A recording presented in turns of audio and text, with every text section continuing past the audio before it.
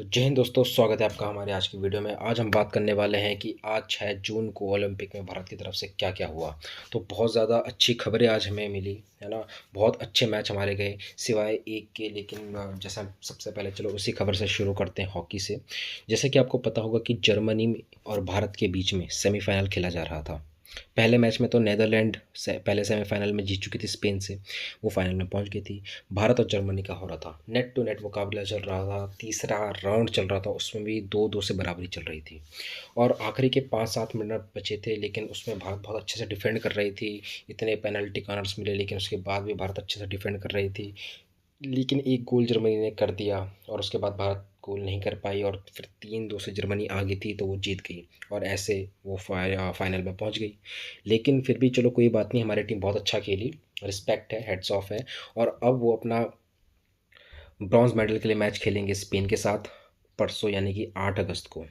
और उसके बाद हमारे सबसे खुशी का आज मौका भी है, क्योंकि विनेश फोगाट जो है वो फाइनल में पहुंच चुके हैं, यानी कि इसका मतलब हमारा एक गोल्ड या सिल्वर मेडल तो पक्का है।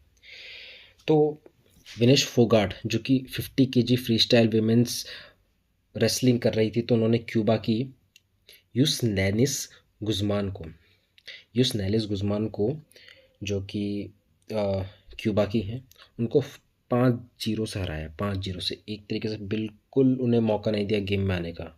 और ये जो मैच चल रहा था, इसमें स्टार्टिंग से पकड़ जो थी बिल्कुल विनेश फोगाट की थी, और उनकी एक स्ट्रैटेजी रही है, वो स्टार्टिंग में पॉइंट्स कलेक्ट नहीं करती, वो पहले डिफेंड करती है और फिर बाद में जो है अटैक करती है अगले राउंड से। और कुछ इसी तरीके से उन्होंने किया।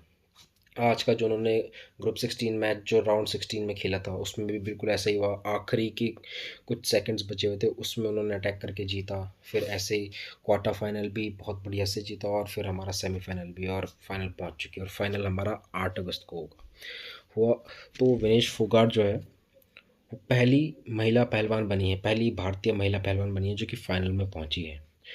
रियो 2016, टोक्यो 2020, इसमें उनका दिल टूट चुका था, मेडल नहीं जीता। लेकिन ये 29 वर्षीय खिलाड़ी ने हार नहीं मानी, और पेरिस 2024 में अपना मेडल पक्का कर लिया है, और होपफुली वो हमारा गोल्ड हो। 8 अगस्त यानी परसों को ये मैच होगा, 12:30 बजे सुबह ये मैच होगा। आप बिल्कुल ज़रूर देखिएगा। और फिर हम बात करते हैं अपने गोल्डन बॉय की। गोल्डन बॉय यानी हमारे नीरज चोपड़ा। तो वो जो है जेवलिन थ्रो यानी भाला फेंक, उसमें भी उन्होंने वो भी हमारे फाइनल राउंड में पहुंच चुके हैं। देखो, 2 ग्रुप्स बनाए गए थे, उसमें बहुत सारे कंट्री के खेल रहे थे। टॉप 12 को जाना था फाइनल में। कंडीशन थी कि 84 मीटर अगर किसी ने थ्रो कर दिया तो वो डायरेक्टली क्वालिफाई करेगा। 3 मौके दिए जा रहे थे।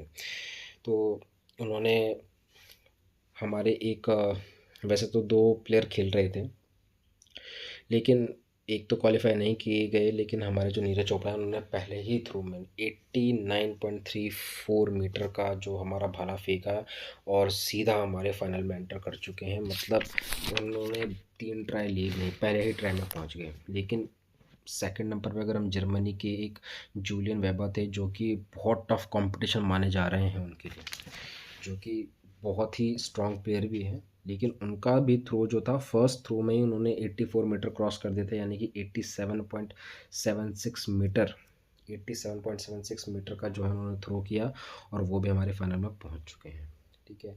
और अब फाइनल देखने वाला ज़रूर इंटरेस्टिंग होगा, बिकॉज दुनिया के इतने बढ़िया बढ़िया प्लेयर खेल रहे हैं, बहुत टफ कंपटीशन होने वाला है। ज़रूर हमारी गोल्ड की उम्मीद है, लेकिन इतना भी आसान नहीं होने वाला है हमारे गोल्डन बॉय नीरज चोपड़ा के लिए, बिकॉज बहुत टफ कंपटीशन है। लेकिन फिर भी एक सबसे खुशी की बात यह है कि इतने सारे जितने भी थ्रोवर हैं उन सब में टॉप क्लास परफॉर्मेंस आज हमारे नीरज चोपड़ा की ही थी। तो यानी कि बहुत अच्छी फॉर्म में है, बहुत अच्छा उनका फिटनेस चल रहा है, और बिल्कुल हम गोल्ड उम्मीद कर सकते हैं उनसे। ग्रेनेडा के एंडरसन पीटर्स, उन्होंने 88.63 मीटर फेंका था। ये अपने सेकंड थ्रो में फेंका, लेकिन है ना, तो ये सेकंड बेस्ट था आज का थ्रो। अगर हम बात करें तो कुछ ही मीटर पीछे था नीरज चोपड़ा से, लेकिन फिर भी इनको गर्म होने में टाइम लगा, इन्होंने सेकंड थ्रो में फेंका, जबकि नीरज चोपड़ा ने पहले थ्रो में। सोचो अगर नीरज चोपड़ा भी गर्म हो जाए तो सोचो कितना आगे तक फेंक सकते हैं।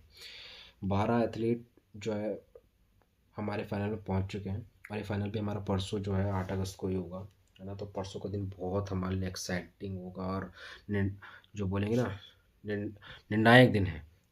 तो सबसे बड़ी बात ये है कि फ़िनलैंड के 3 एथलीट पहुँच चुके हैं फाइनल में। तो फ़िनलैंड की तरफ से बहुत हाई चांसेस हैं कि वो भी अच्छा परफॉर्म करके 2 मेडल्स भी जीत सकते हैं या 3 भी, लेकिन ऐसा नहीं हो सकता है क्योंकि नीरज चोपड़ा है तो एक तो वो पक्का ले जाएँगे, है ना? So hope for the best and thank you so much. Video पसंद आए तो लाइक सब्सक्राइब ज़रूर करिएगा।